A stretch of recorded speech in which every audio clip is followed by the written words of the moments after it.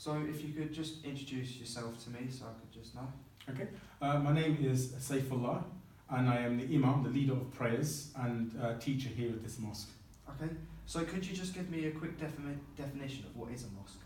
A mosque is simply a place where Muslims are free to come and pray and observe the devotions. It also serves as a social hub, so Muslims will come here to meet and greet each other, to hold various events, feed people, to have lessons here to teach people about Islam and Islamic awareness. It pretty much is whatever we need to make it as and when. Okay, so you said that you're the imam of this mosque, so what is your role? My role chiefly is to lead the 5 daily prayers, and it can be the case that there would be somebody else alongside me to lead some of the prayers, but I lead at the moment 3 out of the 5 daily prayers. At the same time, I also teach and administer the classes here. We have an evening Islamic school where children between the age of 5 and 15, they will come here for 2 hours to learn more about Islam. And they will learn the holy books, learn how to read, learn stories, and just gain a general idea of what it means to be a British practical Muslim. Okay, so you've just mentioned about children. So are children allowed during prayer times? Are they okay to come with their parents and such? Yes, we absolutely welcome children to come.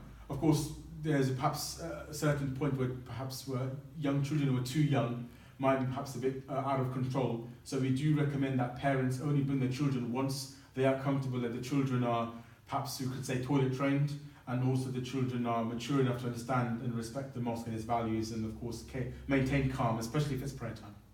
So you've mentioned to me and my fellow colleagues about certain times for study, for praying, sorry. Right. Could you explain that again to us quickly? Yeah, sure. We Muslims, when we pray, we have been commanded in our religious doctrine to pray 5 times a day, and these 5 prayers are based around the phases of the sun.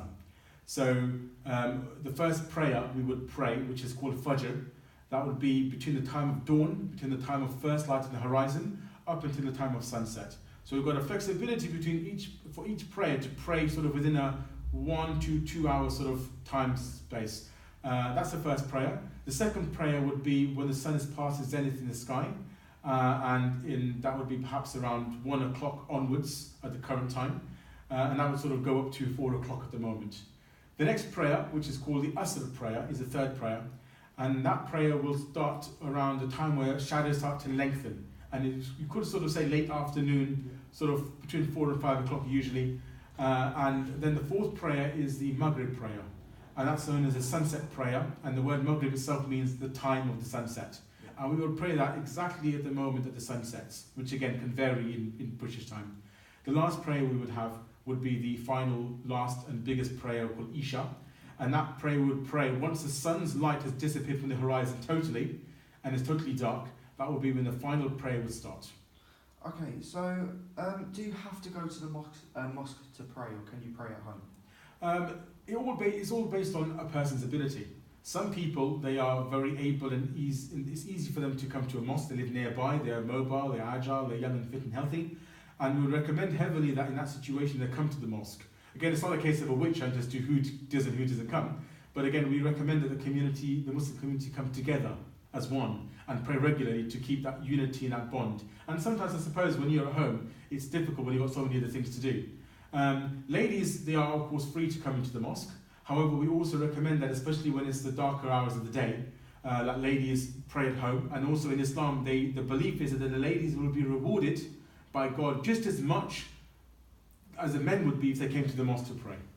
So, what are the rules for clothing in a mosque for men and for women at home? When it comes to prayer time, yeah. Especially in the mosque for men, then the idea is that they wear clothing which is seen as respectable. Some clothing, for example, like what I'm wearing, which is called a thobe in Arabic, it would be seen as perhaps general, religious wear. And definitely you would perhaps see most people wearing a head cap. Yeah. But if a person isn't covering their head, then while it's not seen as the highest level of respect, it wouldn't actually sort of mean that the prayer is invalid.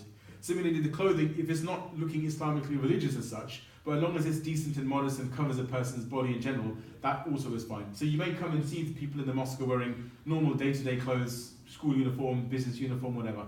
For ladies at home, when they are not praying, In the comfort of their home, they may wear absolutely what they wish. They don't have to cover their hair. They can wear whatever loose, relaxed clothing they wish to wear, feel free. When they are praying, the idea is that when you pray in a way that, of course, and again, the same goes for men, you dress modestly and respectably. So ladies, when they would pray, they would also actually wear the headscarf. It wouldn't necessarily cover the face. They don't need to cover the face, especially when they're at home anyway. But when they are praying, they would cover their hair, and that, of course, ensure that the rest of the clothing is suitable for standing in front of God. Yeah. So, what are the different areas in a mosque? Because obviously you've got the main praying area, but is there other areas in a mosque? Well, the main places you would see in a mosque, apart from this prayer area, would be the washing area. And the reason why is because when we first start our prayers, we believe that we must, of course, be clean. Yes. And if we're going to be clean, then ideally, before we come to the mosque, we would wash ourselves with a full bath. But again, a full bath is going to be practical every single time. Yeah. So then there's something called wudu. And wudu means ablution, where we wash not the whole body, but certain parts of the body, especially those parts of the body which perhaps we may use for prayer. So what we must at least have to do is wash our hands and our arms up to the elbow. We would wash our faces. We would wipe the top area of our hair. Again, difficult to wash your whole hair, so just the top area will suffice. And also we would wash our feet up to our ankles. When we wash those areas, then we are considered clean enough to pray. And that's why whenever you come into a mosque, when you came earlier on, you noticed the chairs at the back of the taps there. Again, people would perhaps most likely wash at home, but when they come here, every time you go to the bathroom, then the idea is that when you come to the bathroom, then your wudu, ablution, breaks. Yeah. You're no longer in that state of purity. You'd have to repeat that same procedure in order to be able to pray again. Okay. Yeah. Okay. So, just a quick question: why does everyone have to take their shoes off during prayers? Well, the main idea is that when we pray, the area that we pray, our clothing and our body has to be pure. So the concept is that when we present ourselves in front of somebody who is important, we have to ensure that we are looking smart and tidy and clean. It's for our own self-respect, and it is also a way of respect for our host. Yeah. Like anybody would do if they were invited to a special event, Yeah. they will of course dress to impress. And when we're in front of God, in front of Allah, we believe also we should ensure that we are clean and tidy. So it's not just the outside appearance, also we would expect to be smelling nice. And in fact, if you come to some mosque, you'll notice there's an array of perfumes for people to wear. There's some ladies' perfumes and some men's perfumes, and the idea is when you are praying, also try to smell nice and look presentable. So all that put together, especially when you're coming into the mosque and you've got shoes, we have no idea where our shoes have been, or what we have stepped into that we don't know of. Yeah. And we would not want to pray in an area where we have no idea what's been on the carpet. Whereas with our feet and with our socks, we can wash them. With our shoes, it's not as easy. So the idea is leave the shoes, and that way you leave the dirt outside. So the place we are praying is always pure, and it's hygienic and clean and helpful for the people who want to come to pray afterwards. Perfect. Just one final question. Would you be able to explain to me what a minbar is? A mimbar. Yes, a mimbar is pretty much the pulpit, which is translated to from Arabic into English, and it happens to be present in almost every single mosque you will find in some type or style or other. You'll see, for example, the one in here in this mosque, which is just 3 steps.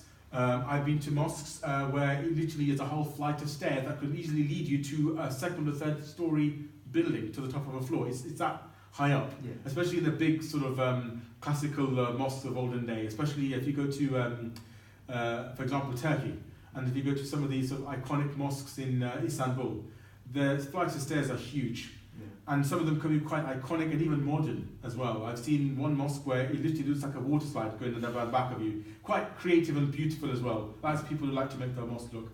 And the idea is that for most sermons, a general sermon, the imam will sit or stand on the pulpit to make sure everybody sees him and that he is heard. And this stems from the tradition of the Prophet Muhammad himself, peace and blessings be upon him, that when the population of the Muslims in his city of Medina in Saudi Arabia, all those years ago, 1400 years ago, when the population started to increase, and of course they didn't have sound systems in those days like we do, and neither did they have webinar systems or cameras, people at the back could not hear him or see him as well.